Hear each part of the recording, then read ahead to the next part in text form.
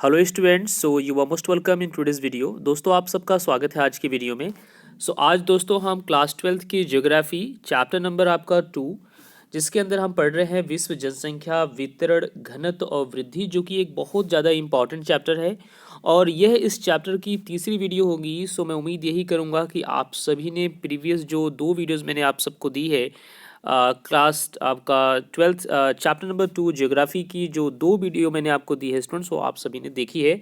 अगर आपने नहीं देखी तो आपसे यही कहूँगा कि उन वीडियोस को आप देखिए, बिकॉज़ अगर आप उन वीडियोस को देखते हैं तो आपका जो कॉन्सेप्ट होगा ज्योग्राफी के सेकंड चैप्टर का विश्व जनसंख्या वितरण और घनत्व और वृद्धि का, वो आपका क्लियर होगा, क्योंकि मैंने बहुत ही बेसिक लेवल से आपको समझाया है और एक एक पॉइंट को मैंने क्लियर किया है। आज की वीडियो के अंदर हम ज्योग्राफी के सेकंड चैप्टर को आगे हम कंटिन्यू करते हैं और ये लास्ट वीडियो होगी दोस्तों। और जैसा कि आप सभी जानते हैं कि मैं आप सब के लिए ज्योग्राफी की वीडियोस बना रहा हूँ, और जैसा कि इसके अंदर मैं आप सबको ज्योग्राफी बेसिकली नोट्स मैं एक्चुअली ये आपको प्रिपेयर करके आपको मैं दे रहा हूँ। पूरी तरह से आप अपनी स्टडी हमारे साथ जुड़ करके कर सकते हैं स्टूडेंट्स। अगर आप हमारे चैनल पे हैं नए तो हमारे चैनल को सब्सक्राइब कर सकते हैं, बिकॉज ये चैनल है स्टूडेंट्स, ये अल्टीमेट चैनल है जिसके अंदर आपको वेरियस टॉपिक वेरियस सब्जेक्ट पे हम स्टडी करा रहे हैं। ठीक है। वीडियो के आखिरी में स्टूडेंट्स मैं आपको अपना व्हाट्सएप नंबर शेयर करूंगा। अगर आप नए हैं तो पुराने हैं रहे होंगे अगर, तो डेफिनेटली मेरा व्हाट्सएप नंबर आप सब के पास पहले से होगा। आप ताकि अगर नोट्स फ्यूचर में चाहे तो आप हमसे मंगा सकते हैं, जिसका कोई चार्ज नहीं होगा। उसके लिए आप चिंता बिल्कुल नहीं करेंगे। आज हमें इसके जो लॉन्ग टाइप के क्वेश्चन आंसर हैं चैप्टर नंबर 2 क्लास 12th की ज्योग्राफी के, आज हम उसको करेंगे। और इसके पहले जो हमने अभी तक जो क्वेश्चन किए हैं टिल क्वेश्चन नंबर 25 तक, उम्मीद यही करूंगा कि आप उन सबको ज़रूर देखना। उससे क्या होगा, आपकी कंटिन्यूटी और आपका जो बेसिक है वो सारी समझ आपकी अच्छे से क्लियर होगी। ठीक है। इसके अंदर आपका जो पहला क्वेश्चन है, ये सारे क्वेश्चन आपको बता दूं स्टूडेंट्स बहुत ज़्यादा वेरी वेरी इंपॉर्टेंट आपके ये क्वेश्चन है। इसे आप कह सकते हैं most important geography chapter number 2 के क्वेश्चन। ठीक है, या वीवीआई क्वेश्चन भी आप कह सकते हैं। ठीक है। आपका क्वेश्चन है दोस्तों, विश्व जनसंख्या के वितरण एवं घनत्व को प्रभावित करने वाले कारकों की विवेचना कीजिए। जिसको हमने ऊपर भली भांति अच्छे से समझा है, उसी का एक लॉन्ग टाइप क्वेश्चन है जिसे हम समझेंगे। या आपका क्वेश्चन इस तरह से पूछा जा सकता है, विश्व में जनसंख्या का वितरण असमान है, इस कथन के संदर्भ में प्रमुख कौन से कारक जनसंख्या वितरण को प्रभावित करते हैं, उसे समझाइए। ठीक है। चलते हैं दोस्तों, इस क्वेश्चन को लेते हैं। और साथ ही साथ मैं आप सबसे यही कहूँगा कि वीडियो को ना आप पूरी तरह से ध्यान से, आप चाहें तो स्क्रीन चल रही है, अगर आप वीडियो को साइड में रख करके, मतलब फ़ोन को या जो भी आप गैजेट्स आप यूज़ करते हैं उसको बगल में रख करके आप वीडियो को पूरी तरह सुने, ध्यान से सुने, तो आपको काफ़ी कुछ समझ में आएगा। उसके बाद एक बार अगर गो थ्रू हो जाएंगे तो पूरी तरह से आपको ये जो आंसर है प्रिपेयर हो जाएगा। ठीक है। चलते हैं अपने आंसर पे। पहला आंसर है दोस्तों, आपको अगर बताऊं कि विश्व में जनसंख्या का जो वितरण का जो प्रभावित करने जो कारक है, उसका जो फर्स्ट और फॉरमोस्ट जो रीज़न है वो है उच्चावच। ठीक है। ठीक है। उच्चावच का मतलब ये होता है, आपने देखा होगा कि कहीं कहीं पहाड़ी क्षेत्र होते हैं, तो भाई पहाड़ में जाके कोई घर बना के वहाँ अगर रहे तो सोचो उसको कितनी दिक्कतें होगी, है ना। वहाँ पर ज़मीन तो पहली बात मतलब इंक्लाइंड है, इसे कहते हैं एक अवनमन या जो है उसे उन्नयन कोण पे बनी हुई है ज़मीन। तो उस स्थिति में क्या होता है, खेती नहीं कर सकते। सबसे बड़ा नुकसान, अगर खेती नहीं की जाएगी तो खाएंगे क्या। तो यही कारण है कि वहाँ पहाड़ी एरिया में जनसंख्या बहुत कम होती है, वहाँ से लोग हमेशा समतल भूमि की तरफ भागते हैं। और ये पहले की सोच थी, लेकिन आजकल तो पहाड़ी एरिया में जनसंख्या निवास कर रही है, और बिकॉज उसका जो रीज़न है उसका उनको डबल और ट्रिपल बेनिफिट मिल रहा है कि वहाँ टूरिज़्म बहुत बढ़ गया है। लेकिन ये समय के दौर के साथ जब चीज़ें बढ़ी हैं तब ये चीज़ें संभव हो पाई हैं। तो आप पहला कारण लिखेंगे उच्चावच। तो उच्चावच का सीधा मतलब होता है जितने भी पहाड़ी क्षेत्र है वहाँ पर ज़मीन का समतल न होना। तो इसका आंसर आप देखेंगे दोस्तों, पर्वतीय पठारी अथवा ऊबड़ खाबड़ प्रदेशों में कम लोग रहते हैं। स्पष्ट है कम लोग ही रहेंगे, जबकि मैदानी क्षेत्रों में लोगों का निवास अधिक होता है। ठीक है दोस्तों, क्योंकि इन क्षेत्रों में भूमि उर्वरक होती है, तो ये बहुत ज़्यादा इंपॉर्टेंट रीज़न है, और कृषि की जाती है। ठीक है। यही कारण है कि नदी घाटी जैसे कि गंगा आप सभी जानते हैं, ब्रह्मपुत्र और होंगहो जो कि इसे पीली नदी भी कहते हैं और जो कि चाइना से होके आती है, इसका नाम ही हमें स्पष्ट कर रहा है कि ये चाइनीज नदी टाइप की है। आदि की घाटियां अधिक घनी बसी हैं और यही कारण है कि वहां पर जनसंख्या अधिकतम निवास करती है। तो समझ रहे होंगे दोस्तों, उच्चावच एक प्रमुख कारण आपको देखो बता रहा है। तो आप सबको कंठस्थ हो जाना चाहिए, याद हो जाना चाहिए कि उच्चावच एक जो है मोस्ट इम्पॉर्टेंट रीज़न है, एक मोस्ट इम्पॉर्टेंट कारण है कि जनसंख्या का जो असमान वितरण ये हुआ है। अच्छा, अब चलते हैं दूसरे क्वेश्चन पे दोस्तों, सेकेंड पॉइंट पे, not the question, second point पे चलते हैं दोस्तों, जलवायु। जलवायु को इंग्लिश में कहते हैं क्लाइमेट। तो क्लाइमेट जब जहाँ पर, अच्छा आप सभी को ये भी पता होगा मौसम और जलवायु में फ़र्क तो निश्चित रूप से, अगर आप ज्योग्राफी पढ़ रहे हैं, क्लास 12 के स्टूडेंट्स हैं, है ना, क्लास 12 की ज्योग्राफी अगर आप पढ़ रहे हैं तो निश्चित रूप से क्लाइमेट जिसे हम जलवायु कहते हैं और मौसम जिसे हम वेदर कहते हैं, उनमें डिफरेंस तो आपको पता होगा, है ना। फिर भी एक बार मैं आपको रिवाइज करा देता हूँ, हो सकता है कई बार ऐसे स्टूडेंट्स हो जाते हैं कि जिनको नहीं पता होता दोस्तों। तो क्लाइमेट बेसिकली क्या होता है, किसी भी क्षेत्र या किसी भी स्थान की 20 से 30 साल तक एक ही मौसम को जब ताना बाना होता है तो उसे हम क्लाइमेट कहते हैं, उसे हम वहाँ की जलवायु कहते हैं। जबकि मौसम तो हर 1 घंटे में बदल जाता है। ठीक है दोस्तों, तो जलवायु जो है एक प्रमुख कारण। दूसरा है अत्यधिक गर्म या अत्यधिक ठंडे भागों में अगर आप देखें तो वहाँ जनसंख्या कम निवास करती है। क्यों? क्योंकि वो हमारे शारीरिक रिक्वायरमेंट के हिसाब से, हमारी शारीरिक ज़रूरतों के हिसाब से उसका तालमेल नहीं हो पाता। ठीक, तो ये एक दूसरा कारण है। तो जहाँ पर अत्यधिक गर्मी होगी या जहाँ सर्दी होगी वहाँ जनसंख्या निवास कम करती है। ये विरल जनसंख्या वाले क्षेत्र हैं जैसे कि मरुस्थल व पहाड़ी क्षेत्र। मानसूनी प्रदेशों में अधिक जनसंख्या निवास करती है जैसे एशिया के प्रदेश। हो सकता है आप जैसे कुछ स्टूडेंट्स, आप मेरी वीडियोस देख रहे हैं, आपके माइंड में आया यार कि अगर ऐसी बात है जहाँ गर्मी होती है वहाँ जनसंख्या निवास नहीं करती, तो क्या मतलब क्या रीज़न है, सऊदी अरबिया में गर्मी इतनी ज़्यादा है फिर भी इतनी बड़ी जनसंख्या वहाँ पर रहती है। तो उसके कुछ दोस्तों, उसके कुछ पर्टिकुलर रीज़न है, जैसे कि वहाँ पर तेल मतलब ऑयल, वहाँ पर ऑयल मतलब ऑयल वहाँ पर पाया जाता है, वहाँ पर तेल जो है पाया जाता है, तो ये बहुत बड़ा इम्पॉर्टेंट कारण है। तो कुछ ऐसे कारण जो है हमें खनिज पदार्थों का जो एक वितरण है हमारे पृथ्वी के ऊपर वो भी असमान रूप से है, तो उसकी कुछ विशेषता ऐसी हो जाती है जिसकी वजह से लोग वहाँ पर निवास करते हैं, जिसको हम आगे और अच्छे से समझेंगे। दूसरा आपका जो कारण होता है दोस्तों जनसंख्या का असमान वितरण, वो है मृदा। मृदा मतलब मिट्टी। जनसंख्या के वितरण पर मृदा की उर्वरा शक्ति का बहुत प्रभाव पड़ता है। और जो नदी घाटियों के बगल के जो क्षेत्र होंगे, ऐसे गंगा, ब्रह्मपुत्र या होंगहो नदी के अगल बगल जो क्षेत्र होंगे वहाँ पानी की सुविधा होगी, है ना। और साथ साथ वहाँ की जो मिट्टी होंगी वो भी उपजाऊ होंगी। जहाँ पानी की सुविधा होगी निश्चित रूप से वहाँ की मिट्टी उपजाऊ होंगी। तो यही एक दूसरा आपका तीसरा मतलब कारण है, जनसंख्या के वितरण पर मृदा की उर्वरा शक्ति का बहुत बड़ा प्रभाव होता है। उपज मिट्टी या उपजाऊ मिट्टी वाले क्षेत्रों में खाद्यान्न तथा अन्य फसलें अधिक पैदा की जाती है। तो दोस्तों आप सभी को पता है मनुष्य की जो जाति है या जो जीवन है, ये एक्चुअली जो है सर्वाइवल के लिए यहाँ पर जीवन यापन कर रहा है। सर्वाइवल का मतलब हो गया जीवन यापन करना। बाकी सारी चीज़ें जो चीज़ हम इकट्ठा कर पा रहे हैं वो सब तो ठीक है, लेकिन सबसे ज़्यादा जो ज़रूरी है वो अपने रोजी रोटी का जुगाड़ करना। तो यही रीज़न है, ये जो हम चीज़ें देख पा रहे हैं ये आज से नहीं है, आज तो चीज़ें साइंस और टेक आ गया है। समय से अगर थोड़ा पीछे हम जाए तो हमें पता लगेगा किस तरह से आदि वासी लोग अपने जीवन यापन करते थे। तो सबसे ज़्यादा ज़रूरी सर्वाइवल, जिसे हम अपने जीवन यापन को कहेंगे। तो यही कारण है कि लोग इन सब चीज़ों को देखते हुए किसी स्थान पर बसते थे।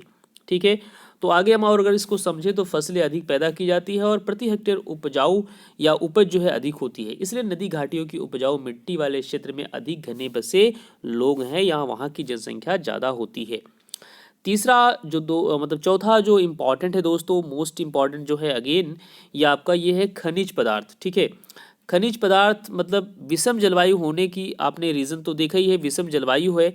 ठीक है, पृथ्वी के ऊपर तो विषम जलवायु होने पर भी उपयोगी खनिजों की उपलब्धता से लोग वहाँ बसने लगते हैं। जैसा कि मैंने आपको ऊपर उदाहरण दिया था वही चीज़ देखो यहाँ पर आ गया। सऊदी अरब में भीषण गर्मी वाले क्षेत्र में खनिज तेल के मिल जाने की वजह से, वहाँ उसका जो है उत्पन्न होने की वजह से वहाँ पर घनी आबादी या घने बसे लोग हैं, है ना। कालगुडी और कूलगर्डी की गर्म जलवायु में सोने की प्राप्ति और अलास्का में तेल के कुएं की उपलब्धता के कारण वहाँ अधिक लोग रहते हैं। तो ये सारे जो पॉइंट्स आप पढ़ रहे हैं ये बहुत ज़्यादा इंपॉर्टेंट है। अगर आप क्लास 12th के स्टूडेंट्स हैं या आप किसी कॉम्पिटिटिव एग्जाम के लिए भी प्रिपेयर कर रहे हैं, तभी आपको ये बहुत अच्छे से रिवीजन देता है और साथ ही साथ आपको मोस्ट इंपॉर्टेंट जो पॉइंट्स है वो क्लियर आउट करता है। ठीक है दोस्तों, सो चलते हैं आपने लास्ट के पॉइंट्स को देखते हैं। यहाँ पर वनस्पति, तो वनस्पति एक जो है पांचवा हमें पॉइंट मिलता है जिसकी वजह से जनसंख्या का असमान जो वितरण हमें देखने को मिलता है। सो अधिक घने वनों के कारण भी जनसंख्या अधिक नहीं पाई जाती, लेकिन कोड़धारी, ठीक है, वनों में आर्थिक उपयोगिता अधिक है, इसलिए लोग उन्हें काटने के लिए वहाँ बसते हैं। तो यह भी एक कारण है दोस्तों। जैसा कि मैंने आपको बताया, जीवन यापन के लिए हमें बहुत सारी चीज़ें करनी पड़ती है, तो लोग अपने अवसरों को देख करके कहीं भी बस रहे हैं। इसके बाद सेकेंड पॉइंट के अंडर में हम देखेंगे आर्थिक कारक, जो कि एक अगेन दोबारा से बहुत ज़्यादा इंपॉर्टेंट है, जिसके अंदर आपका आता है परिवहन का विकास। ठीक है दोस्तों, सो जहाँ पर परिवहन का विकास है, जहाँ पर थोड़ी सुगमता है, वहाँ लोग जा के बस रहे हैं, तो ये आर्थिक कारक में आ जाएगा। परिवहन के साधनों के विकास को लोग दूर के क्षेत्रों में परिवहन के बेहतर साधनों से जुड़ जाते हैं। विश्व के सभी परिवहन साधनों से जुड़े क्षेत्र सघन आबाद हैं। बिल्कुल सही बात है। अगला है नगरीकरण। नगरीकरण को हम इंग्लिश में कहेंगे, इसे हम कहेंगे, क्या कहते हैं दोस्तों, इंडस्ट्रियलाइजेशन का मतलब नगरों की स्थापना होना। नगर बन रहे हैं, शहर बन रहे हैं, तो वहाँ पर उद्योग होगा, इंडस्ट्री होगी। जब वहाँ पर इंडस्ट्री होगी तो निश्चित रूप से वहाँ पर रोजगार होगा, और जहाँ रोजगार होगा वहाँ लोग जरूर बसेंगे। तो यह जो है दूसरे बिंदु के अंदर हम देखते हैं आर्थिक कारक के अंदर। ठीक है, सो नगरीकरण औद्योगिक क्षेत्रों में उद्योग और नगरीय केंद्रों की वृद्धि और उच्च जनसंख्या घनत्व को आकर्षित करता है। ठीक है, या करती है। इसके बाद दोस्तों नेक्स्ट अपना जो पॉइंट आता है, तीसरा पॉइंट, ये क्वेश्चन काफ़ी बड़ा है, मतलब इसका आंसर काफ़ी बड़े हैं, लेकिन ये कहीं ना कहीं बहुत इंपॉर्टेंट है। आपको याद कुछ नहीं करना, आपको समझना है ध्यान से। अगर आप क्लास 12th के स्टूडेंट्स हैं और ज्योग्राफी आपके पास सब्जेक्ट है, तो आपको बिल्कुल कुछ भी नहीं रटना है, आपको याद करना है। जैसे जैसे मैं चैप्टर को एक एक चैप्टर को कवर करता चला जाऊँगा, तो चैप्टर के बाद में मैं आपको पूरी तरह से एक सिंगल वीडियो में पूरा एक चैप्टर का मैं आपको की नोट्स और आपको प्रोवाइड करूँगा। तो आप हमसे डटे रहिए, हमसे जमे रहिए और पूरी तरह से अपनी स्टडी कीजिए दोस्तों। आपकी जो डिमांड है, जो रिक्वेस्ट है, आप कमेंट के माध्यम से हमें पहुंचा सकते हैं। अगर आप जो है हमारे स्टडी ग्रुप में जुड़ना चाहें, तो उसके लिए भी मैं आपको वीडियो के आखिरी में नंबर शेयर करूंगा, जिससे आप हमारे ज्योग्राफी के ग्रुप में भी ऐड हो सकते हैं। सो आपका तीसरा पॉइंट आता है दोस्तों धार्मिक और सांस्कृतिक कारक। तो यहाँ पर धार्मिक कारक जो है वह भी एक रीज़न होता है, जिसकी वजह से जो असमान वितरण है जनसंख्या का, सो वो धार्मिक कारणों से लोग अपने देश छोड़ने को मजबूर हो जाते हैं, है ना। तो जैसा कि अगर आपसे कोई बोले, अगर आप हिंदू धर्म के मानने वाले हैं, जाके पाकिस्तान रहो, ठीक है, तो आप बिल्कुल कभी नहीं जाओगे। क्यों? बिकॉज वो हिंदू धर्म वहाँ नहीं है ना। अगर मान लो कहीं दिख भी जाता है, वैसे तो है ही नहीं, मान लो कुछ हिंदू लोग वहाँ पर रहते हैं अगर थोड़े बहुत, तो उनकी बहुत दुर्दशा है, तो आप कभी नहीं जाना चाहोगे। तो यही रीज़न आप समझ सकते हो। फिलहाल मैं इस पर और ज़्यादा बात नहीं करूँगा, लेकिन मैं, अगर आप हिंदू हैं तो निश्चित रूप से आप पाकिस्तान या किसी ऐसे जो है गैर हिंदू देश में नहीं जाना चाहेंगे। दूसरे विश्व युद्ध के दौरान यहूदी, यहाँ पर देखो उसी उदाहरण को बताया गया है, यहूदी को यूरोप छोड़ करके रेगिस्तान क्षेत्र में नया देश इजराइल, जिसे आप जानते हैं बहुत ही पावरफुल, बहुत ताकतवर देश इजराइल, जो कि चारों तरफ से घिरा हुआ है, लेकिन अकेले अपने दम पर उसने बहुत सफलता हासिल की है इजराइल। अगर आप इजराइल के बारे में नहीं जानते तो सर्च करना इजराइल के बारे में, आपको उसको ताकत का एहसास होगा। इजराइल बहुत अच्छा और बहुत जो है ताकतवर देश है। कह रहा है वो जाके मतलब बीच में बसता है इजराइल जो है, यहूदी धर्म होने की वजह से वो जो है यूरोप को छोड़ जाता है। इसी प्रकार दक्षिणी अफ्रीका में रंगभेद नीति, तमाम जो है नीति जब आती हैं इस तरह से, जो हमें विषमताएं दिखती है अपने समाज में, तो लोग इसके कारण की वजह से भी लोग गमन करते हैं या प्रवास करते हैं। इसके बाद दोस्तों आपका अगला जो पॉइंट आता है राजनीतिक कारण। तो यह भी है निश्चित रूप से, किसी देश में गृहयुद्ध है ना। जैसे मान लेते हैं किसी देश में, नेपाल की अगर मैं बात करूं, तो मैंने देखा है मेरे बहुत सारे स्टूडेंट्स नेपाल से आए हैं, ठीक है। तो मैंने ये ऑब्जर्व किया है, नेपाल की दुर्दशा बहुत ज़्यादा थी, वहाँ बहुत बुरी हालत थी, बांग्लादेश की बुरी हालत थी, तो वहाँ से लोग भाग भाग के इंडिया में आके बस पड़े हैं, ठीक है। तो अभी पीछे जो है आप सभी को पता है, नरेंद्र मोदी ने एक जो नीति लाई थी अपनी जो है, जिसके अंदर मतलब जो जिस देश में रह रहा है वो उसी देश में रहेगा, आप दूसरे देश से हमारे भारत में नहीं आ पाएंगे, जैसे CAA के माध्यम से। तो उस पर बड़ा मतलब विवाद हुआ था। तो आप समझ सकते हैं कि क्या हालत है अलग अलग देशों की। अगर ऐसी जब अवस्था लोग अगर फंसते हैं तो वो अपने देश को छोड़ के भी किसी दूसरे देश में जा बसते हैं। तो ऐसा भी होता है। तो यह है राजनीतिक कारण। ठीक है दोस्तों, अशांति होती है देश में अगर, तो इसके कारण से भी जनसंख्या वितरण पर प्रभाव पड़ता है। उदाहरण के लिए फारस की खाड़ी का युद्ध या श्रीलंका में जातीय संघर्ष आदि के कारण, श्रीलंका में जातीय संघर्ष होने के कारण जो साउथ है, मतलब इंडिया का जो साउथ का हिस्सा है, दक्षिणी हिस्सा जो है, वहाँ पर काफ़ी लोग आए बड़े हैं। ठीक है दोस्तों, सो आगे चलते हैं। तो मैं उम्मीद यही करूंगा कि आपने इस क्वेश्चन को मतलब अच्छे से समझ लिया, इस क्वेश्चन के आंसर को बहुत बढ़िया से। और एक इम्पॉर्टेंट क्वेश्चन था क्लास 12 के सेकंड चैप्टर आपका ज्योग्राफी का, जो कि क्वेश्चन नंबर आपका 26 था। अब हम चलते हैं दोस्तों क्वेश्चन नंबर 27 में, जो कि दोबारा से लॉन्ग टाइप क्वेश्चन आंसर हम कर रहे हैं अभी। तो यहाँ पर आपका क्वेश्चन है, किसी देश की जनसंख्या तीव्र गति से बढ़ने पर वहाँ आर्थिक विकास पर क्या प्रभाव पड़ता है। बहुत ही अच्छा क्वेश्चन है। अगर ज्योग्राफी के आपके पास क्वेश्चन आते हैं तो आपको सबसे पहले उस क्वेश्चन पर समझ मतलब लाने की ज़रूरत है कि वो क्वेश्चन पूछ क्या रहा है, वो क्वेश्चन कह क्या रहा है।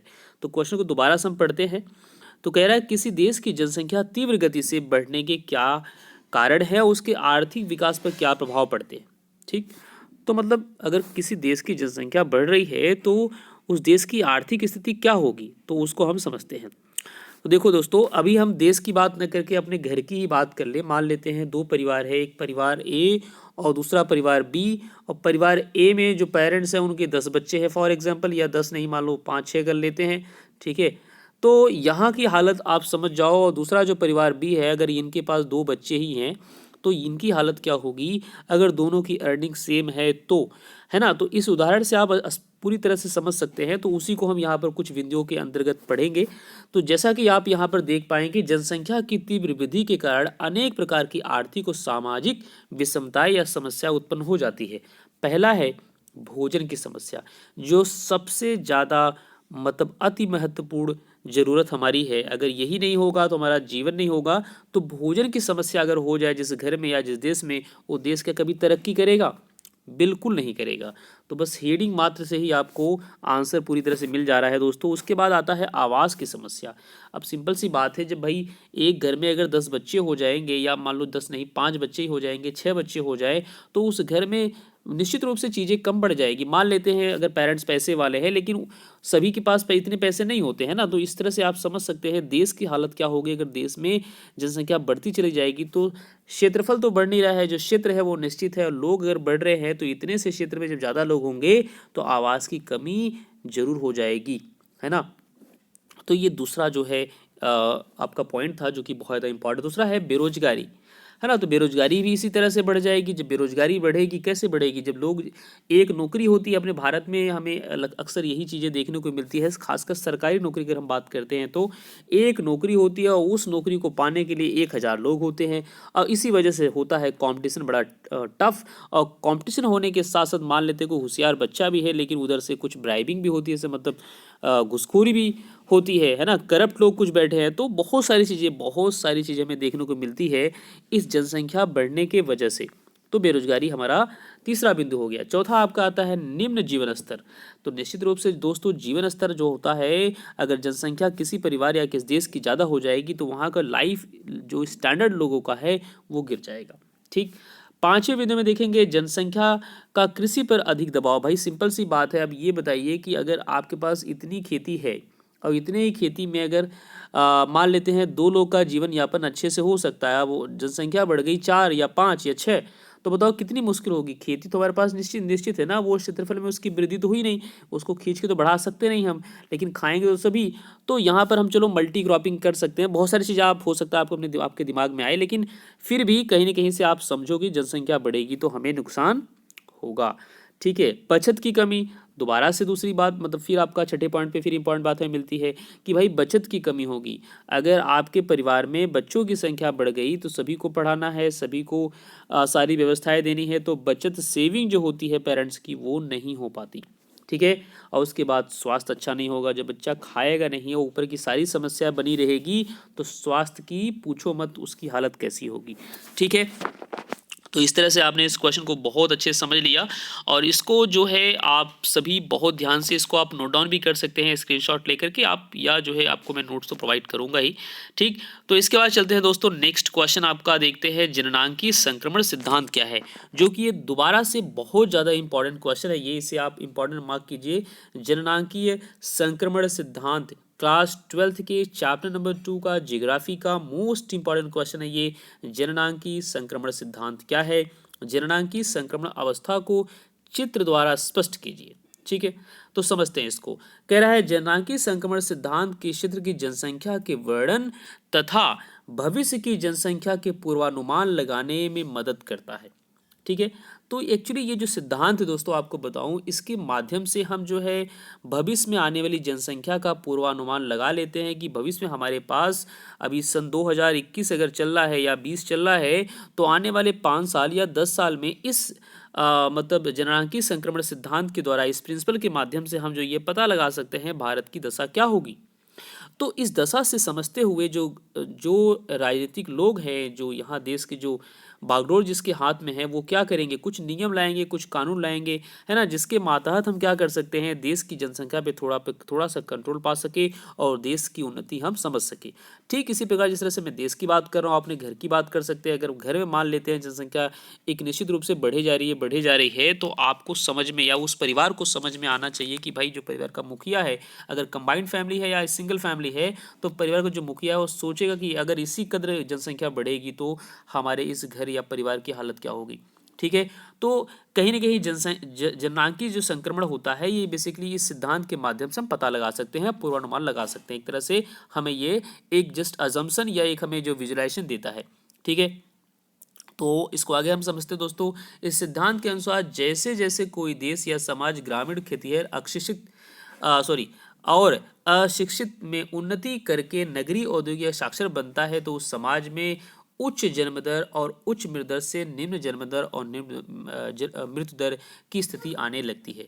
इसका सीधा सीधा मतलब आप ऐसे समझ सकते हो, जैसे मान लेते हैं कोई परिवार है जो शुरू शुरू में क्या है, गरीब है या अशिक्षित है ना, तो या उसकी जो है जीवन जो है खेती बाड़ी में ही निपट रहा है, उसको ज्ञान नहीं है ना, उसके जीवन के बाकी पहलुओं की उसको अगर चीज़ें अगर उसको पता नहीं है या उसको जो है नॉलेज नहीं है, तो उस क्षेत्र उस पर्सन के साथ या उस व्यक्ति के साथ क्या हो सकता है कि उसका अवनति होगी।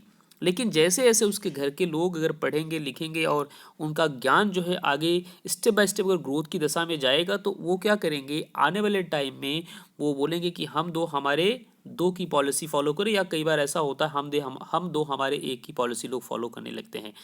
अब यहाँ पर जब साक्षरता होगी, है ना दोस्तों, जब साक्षरता होगी और खेतीहर होने के साथ साथ औद्योगिक विकास होगा, नगरीकरण होगा, तो उससे लोग क्या होंगे, लोग साथ साथ जो मतलब एजुकेशन के साथ साथ साइंस और टेक बढ़ेगा, और जब साइंस और टेक बढ़ेगा तो उस अवस्था में क्या होगा, नई नई दवाइयाँ आएंगी या नए नए जो है हमें इस तरह से उपचार मिलेंगे, जिसकी वजह से जो मृत्यु दर है वो कहाँ जाएगी, मृत्यु दर जो शुरू में ज़्यादा थी, मतलब मरने वाले लोगों की संख्या जो शुरू में ज़्यादा थी वो कम होने लगेगी, मतलब लोगों का लाइफ स्पैन बढ़ जाएगा। लोग अगर 60 वर्ष की उम्र में जो मर रहे होंगे, वो अब 70-75 की एज में मरने लगेंगे। तो एक ये चीज़ हमें देखने को मिलेगी, और दूसरी हमें देखने को मिलेगी जो पहले की पॉलिसी थी, हम दो और हमारे पता नहीं कितने, उसको भूल करके लोग इस पॉलिसी को फॉलो करेंगे कि भाई कि हम दो हमारे दो, मतलब जनसंख्या पर भी कंट्रोल होगा और लाइफ स्पैन पर भी कंट्रोल होगा। मतलब लाइफ स्पैन कंट्रोल नहीं, मतलब वो एक्सटेंड हो जाएगा, बढ़ जाएगा।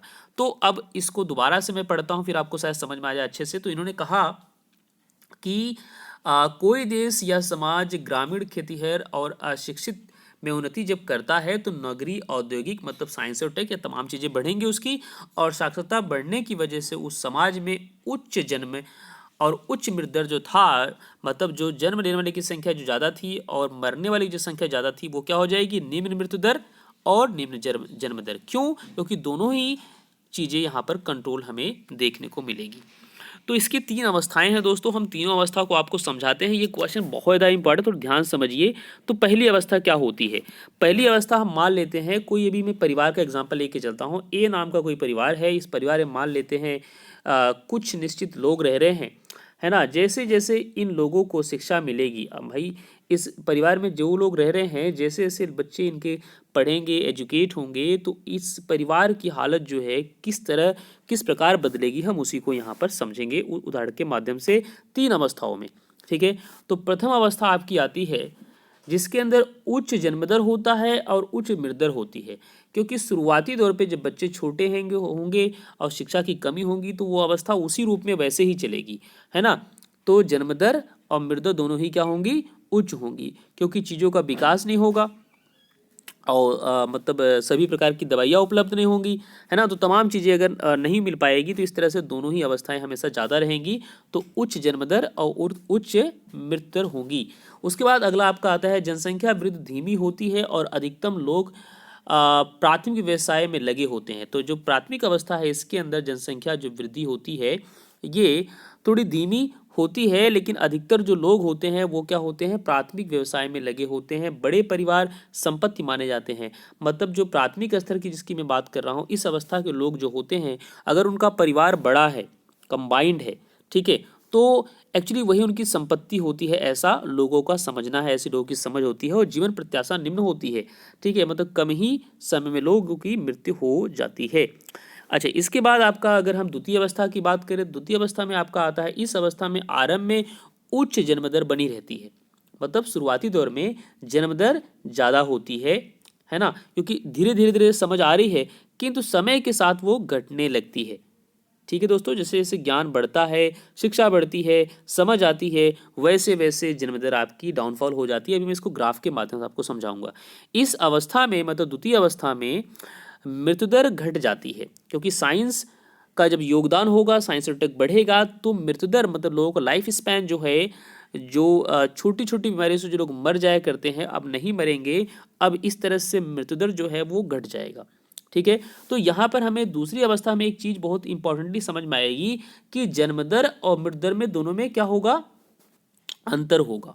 ठीक है, मतलब मृत्यु दर हो गया कम और जन्म दर हो गया ज़्यादा, दोनों में डिफरेंस आपको ज़्यादा मिलेगा। उसका रीज़न ये है कि अभी शुरुआती दौर में लोगों की समझ थोड़ी कम है, लेकिन जैसे जैसे साइंस और टेक बढ़ गया है, तो लोग भाई एक्सरसाइज करेंगे, योग करेंगे, या तमाम दुनिया भर की चीज़ें जब उसको फॉलो करेंगे, तो निश्चित रूप से उनका जीवन जो समय है वो बढ़ जाएगा। ठीक, तो दूसरी अवस्था हमें एक डिफरेंस दोनों में देखने को मिलेगा। लेकिन तीसरी अवस्था, जैसे आप पूर्ण रूप से विकसित हो जाते हो, तो इस अवस्था में जो है दोनों ही कम हो जाएंगे। इस अवस्था में आपका जन्म दर और मृत्यु दर दोनों ही क्या हो जाएगा? डाउनफॉल हो जाएगा, दोनों ही कम हो जाएगा, लगभग संतुलन की अवस्था होती है। बिकॉज अब इस पॉइंट पे लोग शिक्षित है पूरी तरह से, है ना। लोगों को जीवन को किस तरह से जीना चाहिए उसका भी अर्थ पता है, अपने शरीर का किस तरह से रख रखाव या तमाम जो है जीवन के जो है पहलुओं को उनकी समझ अगर हो जाती है, तो इस तरह से अपने शरीर का रख रखाव या तमाम चीज़ें वो करके जो है अपने आप को सेफ्टी की तरफ ले जाते हैं, उनका लाइफ स्पैन भी अच्छा होता है। ठीक है, तो आप जो है इस चीज़ को अब हम यहाँ पर देखो ग्राफ के माध्यम से समझेंगे। तो इस ग्राफ को आप ध्यान समझिएगा। इस ग्राफ में सबसे पहले आपको बता दूँ, आपको एक 2 लाइन यहाँ पर दिखाई दे रही है। ये जो है आपने छोटी क्लास से पढ़ा होगा मैथ में, गणित में, कि ये जो आपकी होती है इसे एक्स एक्सिस बोलते हैं स्टूडेंट। एक्चुअली मैं मैथ्स का ही टीचर हूँ दोस्तों, आपको बताऊँ तो जियोग्राफी मेरा सब्जेक्ट नहीं है, लेकिन ज्योग्राफी फ्री में पढ़ा रहा हूँ बिकॉज मुझे इंटरेस्टिंग लगती है कहीं ना कहीं, और मैथमेटिकल भी थोड़ी होती है अगर हम बड़े लोग पढ़े तो। मैं बेसिकली मैथ्स का टीचर हूँ, एमएससी हूँ फिजिक्स से, तो फिर भी ज्योग्राफी में ले रहा हूँ, तो हो सकता है आपको थोड़ी कन्फ्यूजन हो, लेकिन मैं शायद पढ़ाऊँ इस तरह से कि कन्फ्यूजन नहीं होनी चाहिए। अगर कोई आपका डाउट बने तो निश्चित रूप से आप हमसे पूछ सकते हैं।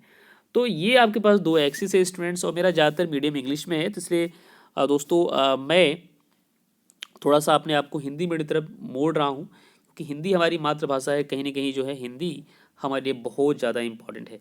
ठीक है, तो दोस्तों ये आपका एक्स और एक्स डैश से आपको दिखाई दे रहा है, ये आपकी एक्स एक्सिस है, लेकिन हमें प्रथम चतुर्थांश जो ये वाला जो है, इसी में ही हमें बात करना है। ठीक है, और ये आपका वाई वाई डैश। ठीक है, अब यहाँ पर आप ध्यान समझिए कि ये जो आपकी एक्स एक्सिस है, ये समय को बता रही है दोस्तों। ठीक है, क्या है? समय को बता रही है, मतलब अगर हम आगे के जाएंगे तो समय आपका बढ़ रहा है, उसको बता रही है। और जो वाई एक्सिस है मतलब इस जो जहाँ पर कट हुआ है इस बिंदु से ऊपर तरफ जाएंगे, ये आपकी वाई एक्सिस है जो आपको बता रही है अशोधित जन्म दर और अशोधित मतलब रॉ जो आपका बर्थ रेट है और डेथ रेट है उसको ये प्रदर्शित कर रही है। ठीक, और यहाँ पर आपको 3 अवस्था दिख रही है। पहली अवस्था आपकी ये अवस्था 1 हो गई, मतलब इतने दूरी में अवस्था ए है या प्रथम अवस्था है। ठीक है, और दूसरी जो है ये जो मिडल वाला है इसमें दूसरी अवस्था आपको दिख रही है, और तीसरी अवस्था आपका सबसे लास्ट वाला है। अब हम यहाँ पर ये समझेंगे शुरुआती दौर में देखो जो अवस्था ए में हम होते हैं यहाँ पर, तो इस बिंदु जहाँ मैंने अभी मार्क किया है ये वाला जो बिंदु है दोस्तों अभी जो मैंने मार्क किया है, यह बिंदु क्या बता रहा है, आपका जन्म दर भी ज़्यादा और मृत्यु दर भी ज़्यादा, दोनों ही ज़्यादा है। ठीक है, और समय देखो लाइफ स्पैन क्या है, कम है। ठीक है, लाइफ स्पैन मतलब जीवन प्रत्याशा क्या है, कम है, और जन्म दर मृत्यु दर ज़्यादा है। अच्छा, ऐसी हालत कहाँ पर है, बांग्लादेश में देखने को मिलती है या कुछ जो है आदिवासी जहाँ पर लोग बसे पड़े हैं वहाँ की कुछ ऐसी हालत है, और इसके बहुत सारे एग्जाम्पल और मिलेंगे। फिलहाल मैं अभी आपको इतने इसी जो ग्राफ के माध्यम से आपको समझाऊंगा। लेकिन जैसे जैसे समय हमारा बढ़ा, मतलब साइंस और टेक का ग्रोथ हुआ, लोगों की समझ बढ़ी, लोगों के अंदर शिक्षा आई, तो आपको ये वाला जो मिडल पार्ट है अब इतनी चीज़ समझनी है। इसमें जो ऊपर की लाइन जो आपको ये बीच में दिखाई दे रहा है ना कर्व, इसके अंदर जो ऊपर की लाइन ये जो आ रही है ये वाली, ऐसे जो आपका वक्र बन रहा है ऊपर, बेसिकली आपको जन्म दर बता रहा है, मतलब जन्म दर अभी भी ज़्यादा है।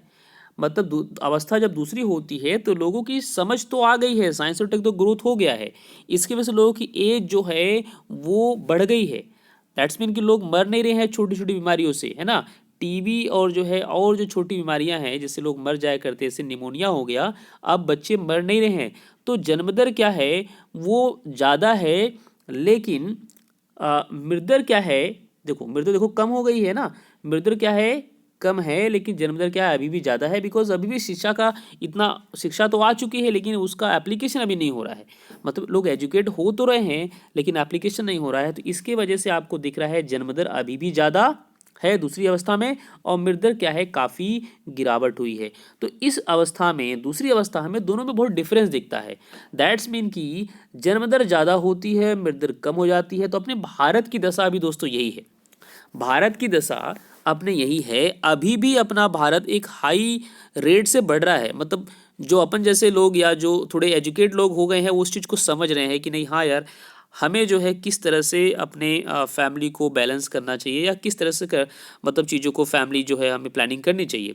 लेकिन फिर भी इसे आप लोग भी इतने मैच्योर हो कि आप इस चीज़ को समझ सकते हो। ठीक, लेकिन अभी भी बहुत सारे ऐसे लोग हैं जो अंधविश्वास में या पारिवारिक दबाव या बेटा और बेटी के चक्कर में से मान लेते हैं। किसी को होता है शुरू में पहले ही चांस में बेटी हुई, दूसरे चांस में बेटी हो तो थर्ड चांस में बेटा चाहता है ना, थर्ड में बेटी होगी, फोर्थ चांस से फिर बेटा चाहता है। तो बेटा बेटी हमारे इंडिया में लोग बहुत करते हैं दोस्तों, है ना। अभी भी हमारा भारत देश मेल डोमिनेंट है, मतलब पुरुष प्रधान देश माना जाता है। तो जिस घर में बेटा नहीं तो निश्चित रूप से वो बेटे के चक्कर में लगा रहता है, उसकी वजह से पता लगा पीछे लाइन लंबी हो गई है। लेकिन जब आपके अंदर समझ पूरी तरह से आ जाती है तो निश्चित रूप से ये चीज़ें बंद हो जाती है। तो इसी वजह डिफरेंस हमें यहाँ पर देखने को ज़्यादा मिलता है। लेकिन जैसे जैसे हम आगे बढ़ते हैं, इस पॉइंट पे ज़रा देखिए, ये जो आखिरी का ये वाला पॉइंट आपको दिखाई दे रहा है, इस पॉइंट पे क्या पता लग रहा है, इस पॉइंट पे ये पता लग रहा है, जैसे यहाँ पर कुछ देशों के नाम आपको यहाँ दिए गए हैं, कनाडा, है ना, जापान और संयुक्त राष्ट्र अमेरिका, मतलब यूएसए की बात कर रहे हैं। इसके अंदर अपना भारत भी है ना, पेरू, श्रीलंका, केन्या। तो इसके अंदर अपना इंडिया भी मैं ले सकता हूँ। ठीक है, तो जैसे आप इस स्तर पर पहुँचते हैं तो आपकी समझ भी पूरी तरह से है, एजुकेशन भी हाई है ना। तो एजुकेशन हाई होने की वजह से जो आपका जो जन्म दर है वो डाउन हो जाएगा। मतलब आपके पास एक बेटा हो जाए एक बेटी हो जाए, नो प्रॉब्लम, जो भी है कोई दिक्कत नहीं, दोनों में कोई डिफरेंस नहीं है, आप खुश हो। ठीक है, आप लाइन नहीं लगाओगे। अच्छा, पर इसकी वजह से आपका जन्म दर क्या हो गया, डाउन हो गया। दूसरी बात, जो मृत्यु दर है वो बढ़ जाएगी, वो देखो मृत्यु दर कितनी बढ़ गई, मृत्यु दर भी कम हो जाएगी, मृत्यु दर भी कम हो जाएगी और जन्म दर भी कम हो जाएगा दोस्तों। बिकॉज मृत्यु दर इसलिए कम हो जाएगी कि आप लोगों को जब जो है साइंस और टेक की सुविधा मिलेगी, नई नई दवाइयाँ या नए नए फैसिलिटी, या अपने हेल्थ कॉन्शियस होने की वजह से अपने स्वास्थ्य का ध्यान रखेंगे, योग, एक्सरसाइज, व्यायाम, नियम, संयम, सब चीज़ों का जब पालन करेंगे तो निश्चित रूप से आपकी जो अवधि होगी आयु की, शरीर का रख रखाव करने की, वो बढ़ जाएगी। ठीक है दोस्तों, तो उम्मीद करूंगा इस ग्राफ के माध्यम से आपको बहुत सारी चीज़ें समझ में आई। अब इसको आप क्या करना, इसके स्क्रीनशॉट लेकर के आप इसको समझना। यहाँ पर 3 अवस्थाएं हैं। जो पहली अवस्था आपको देखने को मिली दोस्तों, ये वाली, यहाँ पर आपका जन्म दर बहुत ज़्यादा है, मृत्यु दर ज़्यादा है और समय क्या है, कम है। समय बढ़ा जैसे जैसे, तो हमने देखा कि हमें ये डिफरेंस मिला है, देख जो जिस जिस अवस्था अपना भारत अभी है फिलहाल। और उसके बाद और जहाँ मेच्योरिटी लेवल मिलेगी तो ये तीसरा बिंदु आता है, जहाँ पर अब हमें क्या होता है कि जन्म दर और मृत्यु दर दोनों ही आपकी डिक्रीज हो गई, कम हो गई हैं और चीज़ें सब बैलेंस हो गई है। ठीक, तो चलते हैं दोस्तों अपने नेक्स्ट क्वेश्चन की तरफ। लेकिन मुझे ऐसा लगता है कि अभी हमारी वीडियो एक पार्ट में और बनेगी, क्योंकि यह वीडियो आपकी बन चुकी है 34 मिनट की। ठीक है दोस्तों, फिलहाल मैं अगला क्वेश्चन जल्दी जल्दी समझाने की कोशिश करता हूँ और इसे जल्दी समझाया। इसके बाद आपके पास आपके आ जाएंगे MCQ क्वेश्चंस, तो मैं इस क्वेश्चन को जल्दी समझा देता हूँ। तो क्वेश्चन में आपका 29 आता है दोस्तों, विश्व में बहुत अधिक क्षेत्रफल पर बहुत कम लोग और बहुत कम क्षेत्रफल में बहुत अधिक लोग रहते हैं, उदाहरण सहित इस कथन की पुष्टि करो। एक इंपॉर्टेंट क्वेश्चन ये भी है। अथवा विश्व में जनसंख्या वितरण का प्रतिरूप अपने आप में अनूठा है, स्पष्ट करें। तो दोस्तों इसका आंसर आप देख पा रहे हैं कि विश्व में 90% संख्या 10% स्तर पर निवास करती है। जो सच्चाई है हमें देखने को मिल रहा है। संयुक्त राष्ट्र अमेरिका, राज्य अमेरिका का पूर्वी भाग, यूरोप में उत्तरी पश्चिमी भाग और दक्षिणी पूर्वी एशिया के क्षेत्र सर्वाधिक घनत्व वाले क्षेत्र हैं, जहां पर 200 व्यक्ति प्रति वर्ग किलोमीटर से अधिक लोग रहते हैं। ठीक है, तो ये चीज़ें दोस्तों मैं आपको शुरुआत में ही पढ़ाया था। मेरे ख्याल से ये सारा पॉइंट्स यहाँ पर क्लियर हो जाएगा, तो इसको आप रिवाइज करना। वीडियो बहुत बड़ी हो जाएगी तो बहुत दिक्कत हो जाएगी मुझे वीडियो अपलोड करने में, तो इसलिए मैं वीडियो को यहीं स्टॉप करूँगा दोस्तों। तो आज हमने सीखा है क्लास 12th की ज्योग्राफी, है ना, चैप्टर नंबर 2 दोस्तों, विश्व जनसंख्या वितरण और घनत्व। और इसके बाद MCQ क्वेश्चन आते हैं। इन MCQ क्वेश्चन को मैं आप सबके लिए ये दे रहा हूँ और इसके आंसर भी साथ ही साथ है। मैं आपको एक बार विजुलाइज करा देता हूँ, आपको इसको लिखना है, नोट करना है और इसको भली भांति समझना है। ये सारे इंपॉर्टेंट क्वेश्चन है। अगर मेरे पास टाइम रहा तो मैं जरूर MCQ क्वेश्चन की वीडियो आप सबके लिए बनाऊंगा। ठीक है, chapter number 2 geography class 12th की। ठीक है स्टूडेंट्स, सो इस वीडियो के माध्यम से आई होप कि आप सबको समझ में आ रहा होगा, चीज़ें क्लियर हो रही होंगी। तो आप सबसे यही रिक्वेस्ट हो कि अपने उन फ्रेंडों में जरूर ये वीडियो शेयर करना जिसको इसकी ज़रूरत है। और आज हमने चैप्टर किया है दोस्तों विश्व जनसंख्या वितरण घनत्व और वृद्धि, चैप्टर नंबर 2 क्लास 12 ज्योग्राफी। ठीक है, सो अगर कोई भी स्टूडेंट्स हमारे इस वीडियो के माध्यम से जुड़ करके हमारे इस नोट्स को लेना चाहता है तो हमारा नंबर है 9560309722। I said 9560309722। ये है दोस्तों हमारा व्हाट्सएप नंबर, हमें व्हाट्सएप कर सकता है। और हमारा एक ग्रुप चल रहा है जिसके अंदर जो है मैंने स्टूडेंट्स को जोड़ा है, कलेक्ट किया है, ताकि जो है आप सब एक ही प्लेस पे जियोग्राफी की स्टडी कर सके। उस ग्रुप के सर्टेन रूल्स एंड रेगुलेशंस होंगे, उसको फॉलो करते हुए हम स्टडी करेंगे अच्छे से। ठीक दोस्तों, सो प्लीज़ अपने उन फ्रेंडों में जरूर शेयर करें वीडियो को जिसको इसकी बहुत ज़्यादा ज़रूरत है। और आप क्लास 12th की ज्योग्राफी आप हमसे जुड़ के स्टडी कर सकते हैं। आपको बताऊं दोस्तों, मैं जो है मैथमेटिक्स और फिजिक्स का टीचर हूं, साथ साथ मैं कॉम्पिटिटिव एग्जाम की मैथ्स पढ़ाता हूं और वेरियस सब्जेक्ट को पढ़ाता हूं।